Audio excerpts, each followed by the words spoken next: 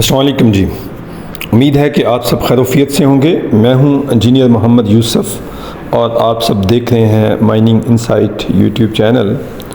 आज हम एक इंतहाई अहम टॉपिक पे डिस्कशन करेंगे और वो टॉपिक है कि चाइना दुनिया के मादनी वसाइल पर अपनी ग्रिप को मजबूत कर रहा है।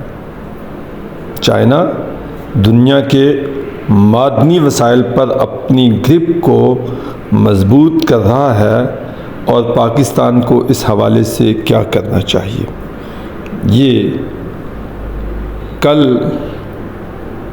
वर्ल्ड इकनॉमिक में आर्टिकल था जो मैंने पढ़ा और उसके अंदर मैंने कुछ इजाफ़ा किया। वो सिर्फ इतना था कि China is tightening its grip on the world's mineral.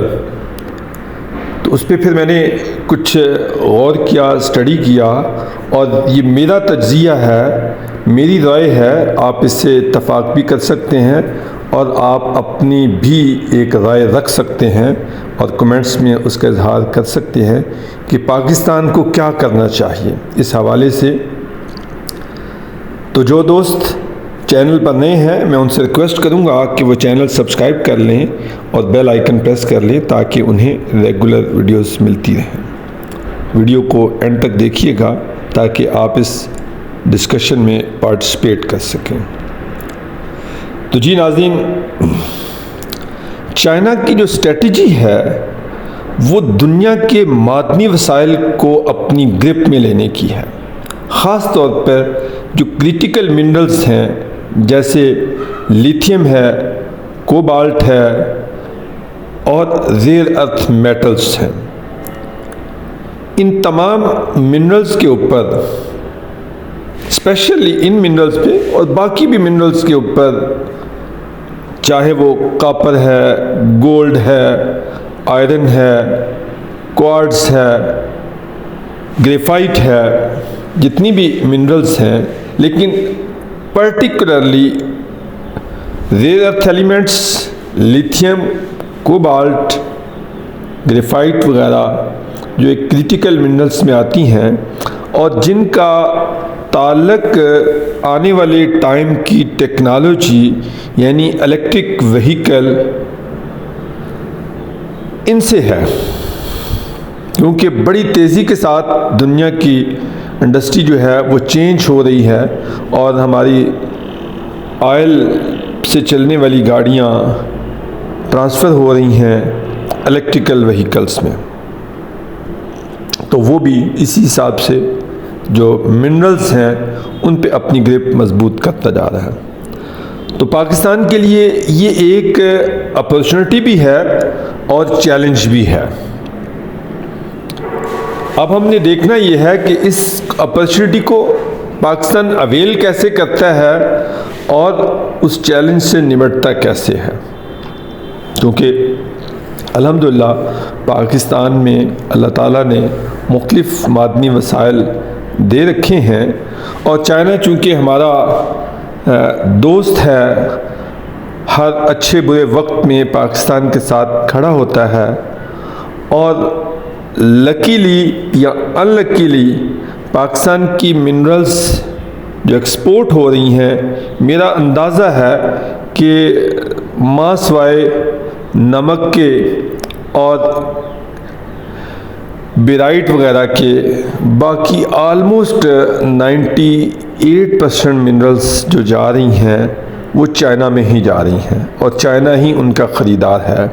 हमने शायद अदर दैन चाइना बाकी यूरोपियन कंट्री को एक्सेस नहीं किया, उन तक हमने मार्केट की कोशिश नहीं की, जिसकी वजह से हमारे ज़्यादातर मार्केट चाइना है। तो ये एक फ़ायदा भी है और उसका एक नुकसान भी होता है कि आपका एक सिंगल सोर्स है, चाहे वो आपका सप्लायर है या आपका ख़रीदार है, तो किसी भी वजह से किसी भी सिचुएशन में अगर वो आपसे बाइंग या सेलिंग बंद करता है तो आपके लिए मसाइल पैदा हो जाते हैं।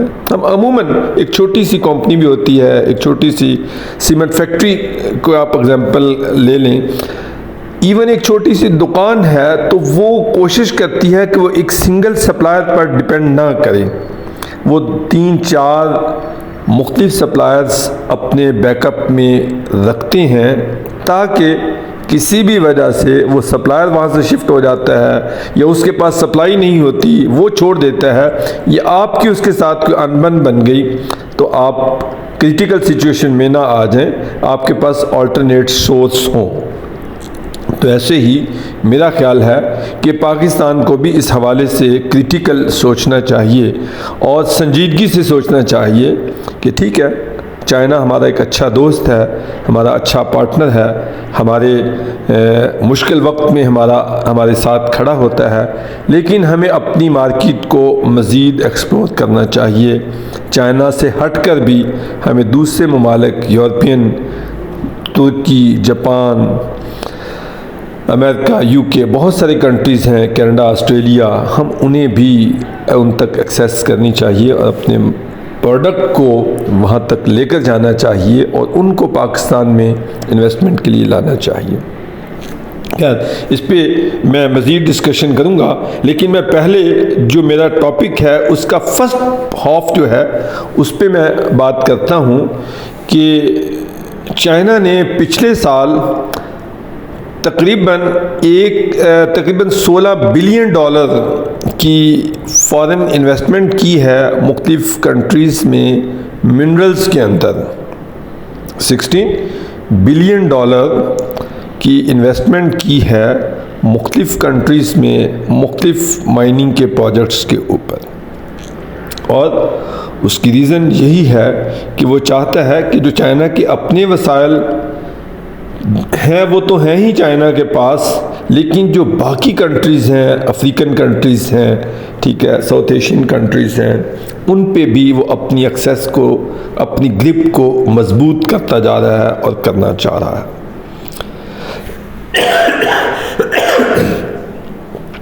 ताकि वहाँ की मिनरल्स की एक्सेस उस तक आ जाए। अब इस हवाले से उसकी स्ट्रेटजी क्या है, मैं कुछ आपके साथ वो शेयर करूंगा कि चाइना की स्ट्रेटजी इस हवाले से क्या है। नंबर 1, वो ओनरशिप ले रहा है और इन्वेस्टमेंट कर रहा है मुख्तलिफ मिनरल्स में, माइंस में, दुनिया के मुख्तलिफ ममालिक में हैवीली इन्वेस्टमेंट कर रहा है world wide, specially in rich resources countries like Africa, south America, south east Asia, ताकि वहाँ के जो मादनी वसाइल हैं, वहाँ की जो मिनरल रॉ मटेरियल्स हैं, उन तक उसकी एक्सेस हो जाए और वो मिनरल्स किसी और मुल्क के पास ना जाए। नंबर 2, उसने जो स्ट्रेटजी इख्तियार की है वो ग्लोबल डोमिनेंस है इन प्रोसेसिंग फैसिलिटीज़ में।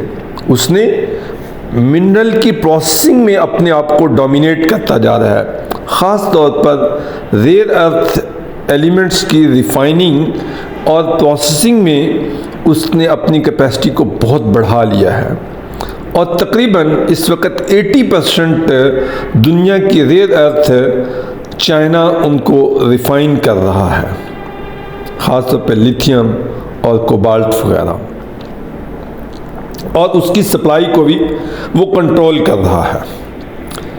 अच्छा, उसका ये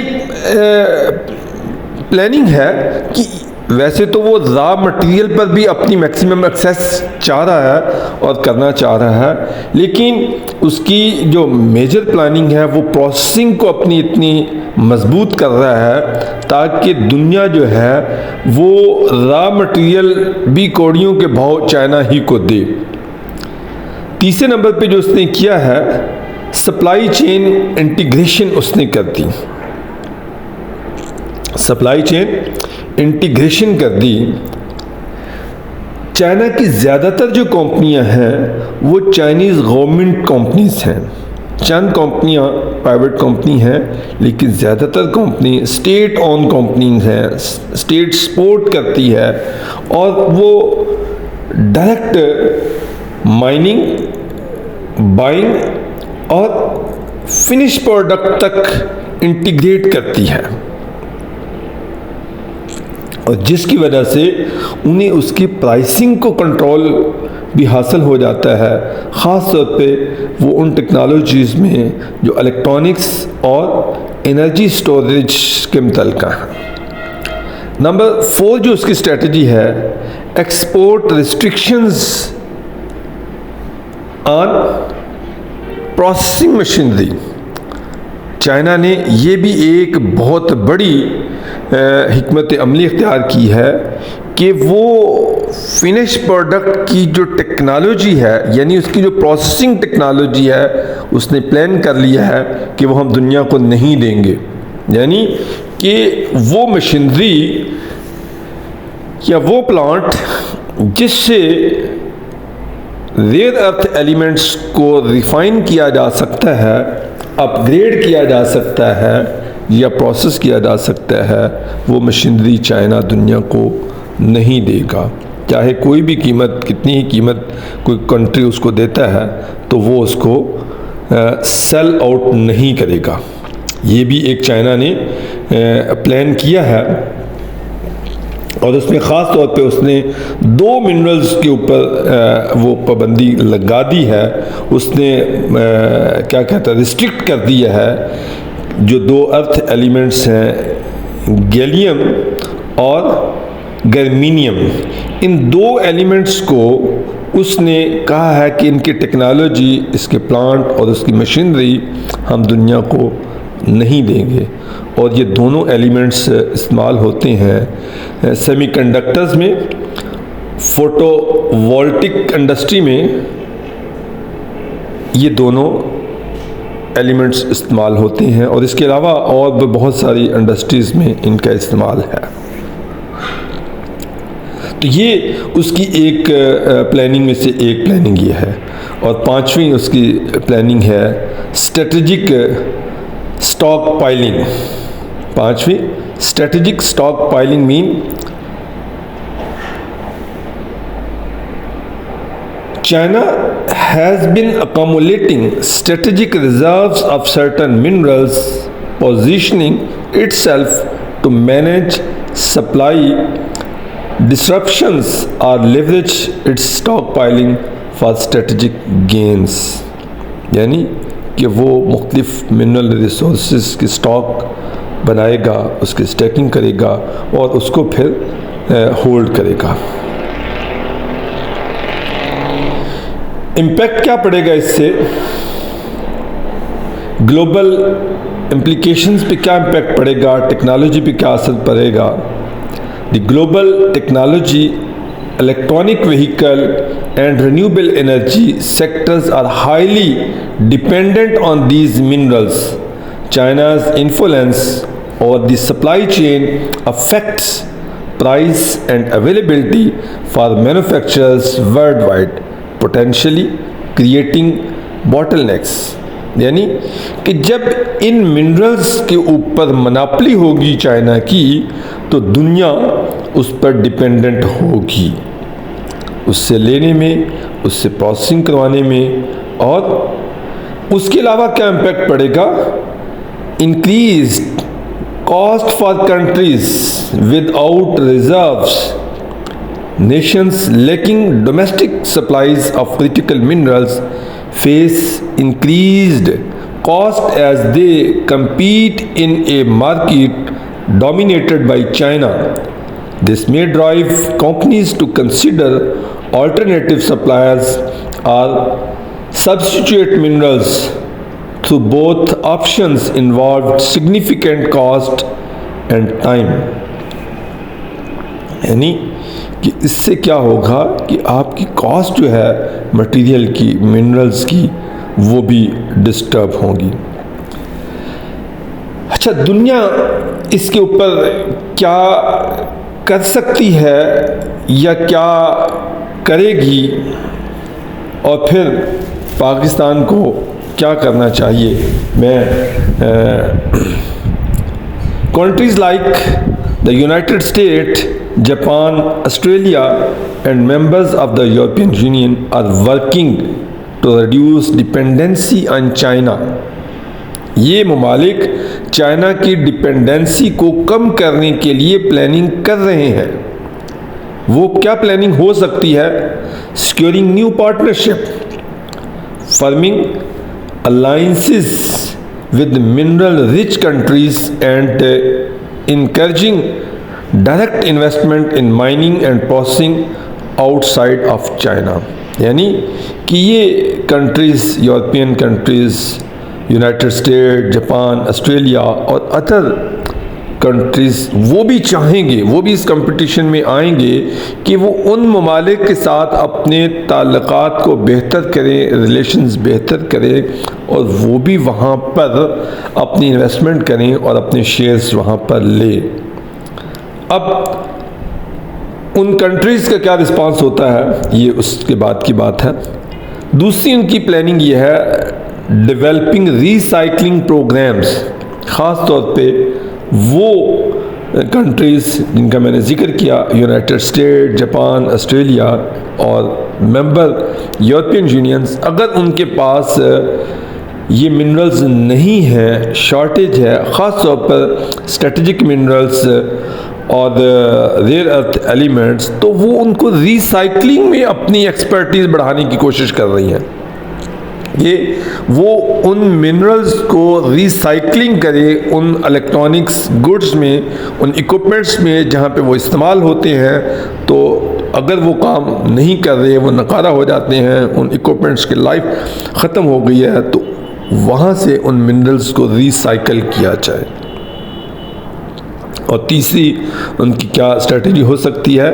investing in research and development, finding alternatives to critical minerals and developing new mining and refining technologies to bypass Chinese dominance in certain areas।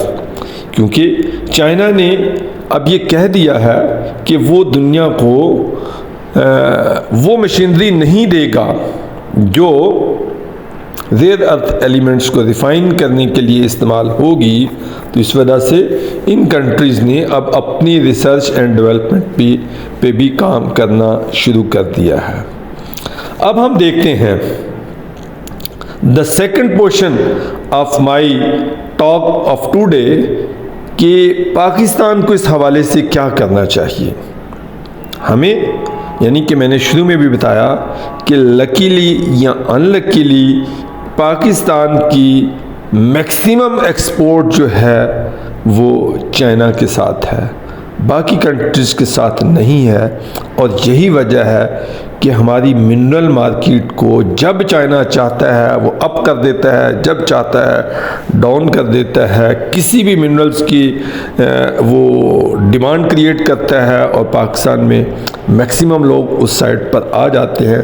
उसकी एक रीसेंट एग्जांपल मैं आपको दूंगा कि सिलिका क्वार्ट्ज का पाकिस्तान में चाइना ने उससे बाइंग करना शुरू की और पूरे पाकिस्तान से लोग, ख़ास तौर पे KPK इस्लामाबाद में जो इन्वेस्टर्स हैं बैठे हैं, वो सब सिलिका क्वार्ट्ज के ऊपर शुरू हो गया।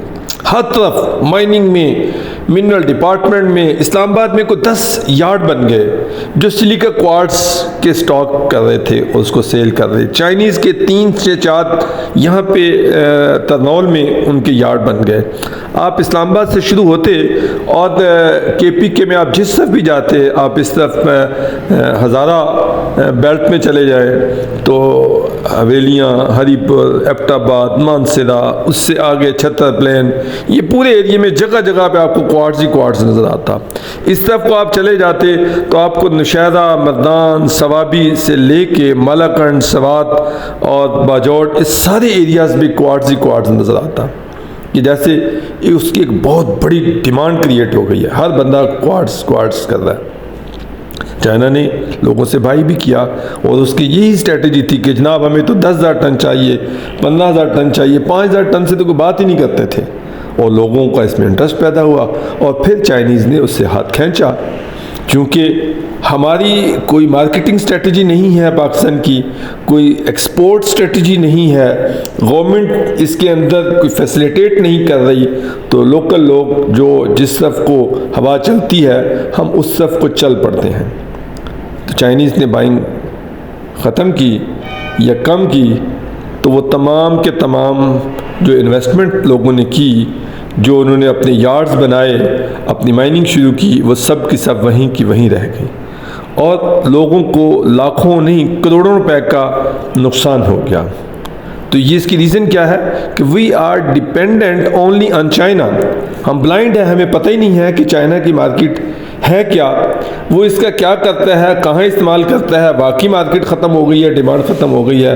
वो जब किसी मटेरियल की चाहता है डिमांड क्रिएट कर देता है, जब चाहता है कि वो उसकी डिमांड को ख़त्म कर देता है। सेम वो क्रोमाइट के साथ करता है, सेम वो पाकिस्तान से ये एक मार्बल है ब्लैक एंड गोल्ड, वो एक्सपोर्ट होता था और वो एक वक्त में $300 पर टन पर चला गया और फिर उसने हाथ हौला किया तो वो $50 पर आ गया।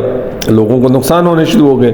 ज़ाहिर है कि आपकी कॉस्टिंग उसी हिसाब से बढ़ जाती है कि जब आप देखते हैं कि प्राइस ज़्यादा है तो हर तरह से वो प्रोडक्शन को मीट करने के लिए लोग अपनी कॉस्ट पे कंप्रोमाइज़ करते हैं, लेकिन जब उसकी बाइंग नीचे जाती है तो डेफिनेटली लोगों को नुकसान होता है।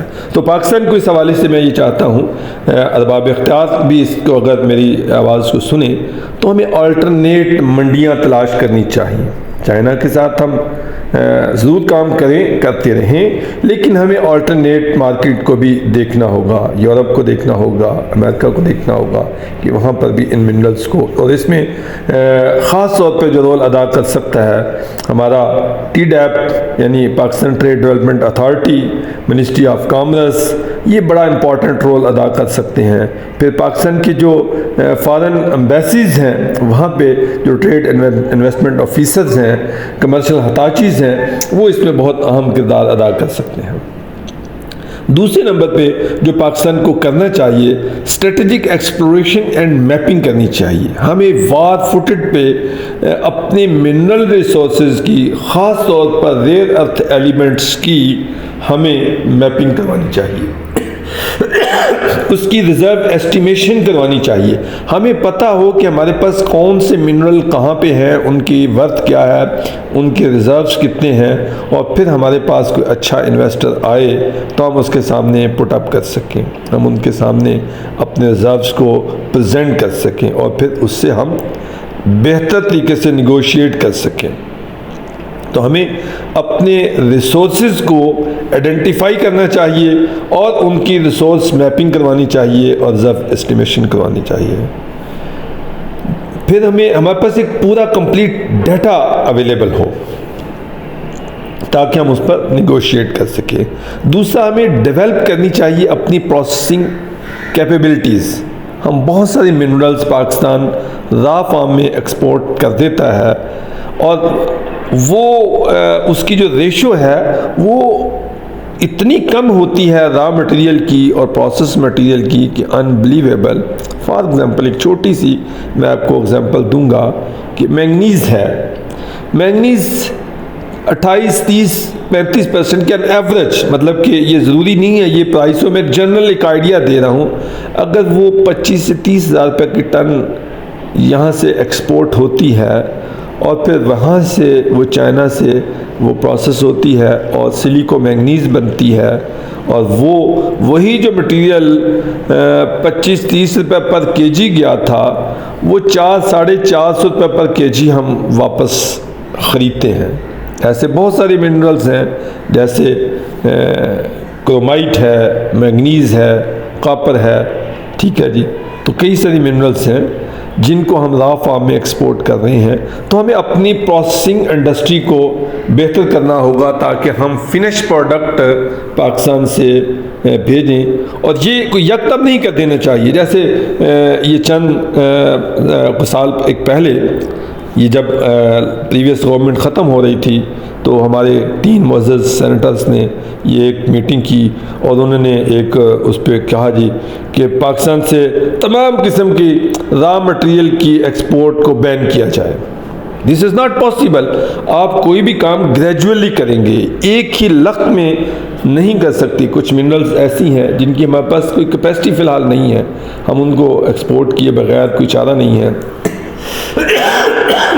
तो हमें अपने एक टाइम फ्रेम रखना होगा कि 3 से 5 साल का या 7 साल के अरसे में हम इनको ग्रेजुअली एलिमिनेट करेंगे और अपने वैल्यू एडिशन और फिर रिफाइनिंग और प्रोसेसिंग की तरफ जाएंगे। और इस तरीके से हमने अपनी प्रोसेसिंग इंडस्ट्री को बेहतर करना है। हमें अपनी इन्वेस्टमेंट करनी है रिफाइनिंग एंड प्रोसेसिंग में। इसके बाद हमें पार्टनरशिप करनी है अलाइड नेशंस के साथ, उन कंट्रीज़ के साथ जिनके पास ये टेक्नोलॉजीज़ हैं। इवन चाइना के साथ भी हम उससे डायलॉग करें कि वो पाकिस्तान में प्रोसेस करे, इन मिनरल्स को उनकी इंडस्ट्री पाकिस्तान में लगाए, ना कि राफ़ा में लेकर जाएं। ठीक है, वो अगर हमारे यहाँ पार्टनरशिप करते हैं, जेवीज़ करते हैं माइनिंग में, मिनरल्स में, तो उनको साथ हम इस पे लेकर आएँ कि वो पाकिस्तान में इसकी वैल्यू एडिशन भी करें और ट्रांसफ़र ऑफ टेक्नोलॉजी भी करें, हमारे लोगों को ट्रेन करें, और ताकि वो भी इस काबिल हो सकें कि हम उसके बाद अपनी इंडस्ट्री लगा सकें। तो चाइना के साथ साथ हमें other countries like United State, Japan, European union, जो कि वो भी अल्टरनेट सोर्स ढूंढ रही हैं, वो भी देख रहे हैं, तो हमें एक कदम आगे बढ़कर उन्हें वेलकम करना चाहिए और उनके साथ हमें ऐसे अलाइंस करने चाहिए कि जिससे हम अपने मिनरल्स की वैल्यू एडिशन कर सकें। उसके बाद फोकस हमें करना चाहिए ऑन सस्टेनेबल प्रैक्टिसेस पे। पाकिस्तान में सस्टेनेबल प्रैक्टिस नहीं है, सस्टेनेबल सप्लाई चेन नहीं है। उसकी रीज़न क्या है? हमारे यहाँ पॉलिसीज़ नहीं है, हमारे यहाँ सस्टेनेबिलिटी नहीं है, कंटिन्यूटी ऑफ पॉलिसीज़ नहीं है, कुछ पता नहीं चलता कब क्या पॉलिसी आ जाए, तो जिसकी वजह से इंटरनेशनल इन्वेस्टर तो क्या, लोकल इन्वेस्टर भी काम नहीं कर पाते, हेजिटेट करते हैं। आज एक पॉलिसी होती है, 6 महीने के बाद दूसरी पॉलिसी आ जाती है, फिर तीसरी पॉलिसी आ जाती है, तो सस्टेनेबिलिटी नहीं है। इस पर हमें गौर करना चाहिए। हमें पॉलिसी एंड रेगुलेटरी फ्रेमवर्क को भी बेहतर करना चाहिए। कोई ऐसा अदारा हम बना दें कि जिससे एक हार्मनी पैदा हो। मैं पिछले दिनों कराची गया तो वहाँ पे मेरे एक दोस्त, उन्होंने 2020 में कॉपर अपग्रेडेशन का प्लांट लगाया। अब वो माइनिंग नहीं कर रहे, जस्ट प्रोसेसिंग कर रहे हैं, लेकिन सप्लाई चेन अवेलेबल नहीं है, सस्टेनेबल सप्लाई चेन नहीं है। और जो लीज ऑनर है वो कहता है कि मेरे पास पैसा नहीं है, मैं उस पर काम नहीं कर सकता, मुझे 3 करोड़ 5 करोड़ रुपया एडवांस दें। जो इन्वेस्टर है, ये जो प्रोसेसिंग इंडस्ट्री वाला है, वो रिलेक्टेंट है, उसको कोई कंफर्म नहीं है कि ये मुझे मटेरियल देगा कि नहीं देगा, और वो वहाँ पे जाके ख़ुद माइनिंग करना नहीं चाहता कि वहाँ लॉर्ड ऑर्डर की सिचुएशन कोई रिलायबल नहीं है। तो हुकूमत अगर इसकी तरफ तवज्जो दे तो यकीनन इससे हमारी लोकल इन्वेस्टर्स का भी हौसला बढ़ेगा। इसके बाद हमें अपनी कैपेसिटी बिल्डिंग और स्किल वर्क फोर्स तैयार करनी होगी। हमें यूनिवर्सिटीज़ के साथ, एकेडेमिया के साथ और अपने रिसर्च ओरिएंटेड इंस्टीट्यूशंस के साथ, जो यूनिवर्सिटीज़ रिसर्च करें वो मस्ट कर दें कि वो मार्केट बेस्ड रिसर्च हो, उसका ओरिएंटेशन जो है वो मार्केट के बेस पर हो, ना कि एक प्रोफेसर हमारा ख़ुद से एक प्रॉब्लम अज्यूम करता है, वो HEC से फंडिंग भी ले लेता है और गवर्नमेंट इसको फंडिंग करती है, यूनिवर्सिटी उसको फंडिंग करती है, लेकिन अनलकीली उसका रिसर्च जो है वो एक बुक तो पब्लिश हो जाती है, एक आर्टिकल तो बन जाता है, लेकिन इंडस्ट्री को कोई बेनिफिट नहीं होता, इंडस्ट्री को उससे कुछ फ़ायदा नहीं पहुंचता या उन्हें पता ही नहीं होता। सॉरी। इसी तरीके से हमें इंटरनेशनल फोरम्स एंड इनिशिएटिव्स को इंगेज करना चाहिए। जॉइंट ग्लोबल मिनरल अलायंस जो हैं, जैसे United state mineral security partnership है, MSP है, इसी तरीके से यूरोपियन रॉ मटेरियल अलायंस है, हमें उनको के साथ पार्टिसिपेट करना चाहिए। इसी तरीके से हमारी जो वो कंट्रीज़ जैसे SAARC कंट्रीज़ है, SCO है, जिनके साथ हमारे ऑलरेडी अलायंस हैं, उन कंट्रीज़ के साथ हम डायलॉग करें, उनके सामने अपने इन इश्यूज़ को रखें, अपने इन रिसोर्सेज को रखें, तो यकीनन मेरा ख्याल है कि पाकिस्तान अपने आने वाले दिनों के लिए एक बेहतर स्ट्रेटजी बना सकता है और हम अपनी इस मिनरल वेल्थ को बेहतर यूटिलाइज़ कर सकते हैं। अदरवाइज़ अगर कोई कौम, कोई नेशन अपने माशी, अपने रिसोर्सेज को, अपने नेचुरल रिसोर्सेज को इस्तेमाल नहीं करती तो वही रिसोर्सेज जो रहमत होती हैं अल्लाह ताला की तरफ से वो उसके लिए ज़हमत बन जाते हैं, या वो आपस में लड़ने लग जाते हैं, आपस में कबाइल में लड़ाई होना शुरू हो जाती है, या कोई और मुल्क उन रिसोर्सेज की वजह से, उन मिनरल रिसोर्सेज की वजह से कि वहाँ पर ऐसी लॉ एंड ऑर्डर की सिचुएशन क्रिएट करवाए रखता है, वहाँ पे अनस्टेबिलिटी करवाए रखता है, वहाँ पे क्या कहते हैं हालात को ख़राब करवाता है ताकि ये इनसे इस्तिफ़ादा ना हासिल कर सकें, या फिर कोई तीसरा और मुल्क कौड़ियों के भाव उन रिसोर्सेज को उस मुल्क से ले लेता है। तो ये मेरी चंद गुजारिशात थी। मुझे उम्मीद है कि इस वीडियो से आपको काफ़ी ज़्यादा क्रिटिकल सोचने का मौका मिलेगा। आपसे भी मैं रिक्वेस्ट करूंगा कि मस्ट कमेंट्स में अपने ख्यालात का इजहार कीजिए कि पाकिस्तान को इस हवाले से क्या करना चाहिए, और जो चाइना दुनिया पे मादनी वसाइल पर अपनी गिरफ्त को मजबूत कर रहा है, पाकिस्तान इससे कैसे फ़ायदा हासिल कर सकता है और पाकिस्तान को क्या स्ट्रेटजी इख्तियार करनी चाहिए। तो मैं एक दफ़ा फिर आपसे रिक्वेस्ट करूंगा कि चैनल अगर आपने सब्सक्राइब नहीं किया तो सब्सक्राइब कर लीजिएगा और बेल आइकन प्रेस कर लीजिएगा।